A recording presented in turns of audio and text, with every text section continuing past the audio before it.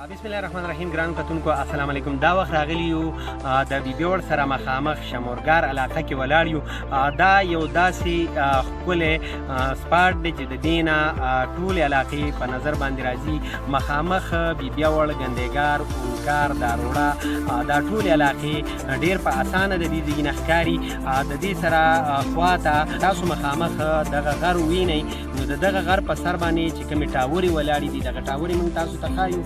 دا هغه ټاورې دي کومې چې د ساوڼۍ، شړمایۍ، دورو، شرینګل نه په نظر باندې راځي. یو اوچت غر باندې خلک وایي دغه ټاورې په چراګالۍ ټاپ باندې دي. دا چراګالۍ په دې ځای باندې لنډه یو لار تللې ده. د دې ځای مقامي خلکو وینا ده چې دا منګول ټاپ باندې دا لاره اوښتې ده، اخوا تللې ده اچر ته، او د اچر نه بیا دون او شرینګل څه دغه شانتې دا خلک به پخوا نه په دې ځایونو باندې سفرې کولې او په دې ځای به لنډ په منګول باندې بیبیوړ ته راوستله.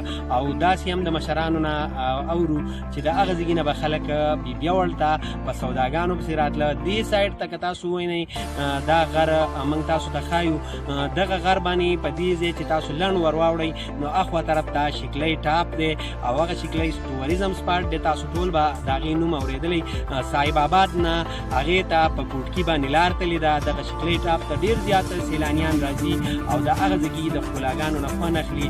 ډېرې علاقې د دې ځای نه ډېر په اسانه ښکاري. موږ بره راختلي یو دغه ښایسته مقام ته. دا وخت په کوم ځای کې چې موږ موجود یو دا ځای دی شمورګار، او دې ځای کې نږدې د شمورګار کلی دی. دا هم تاسو ته ښایو. دغه مناظر زموږ سره وینئ.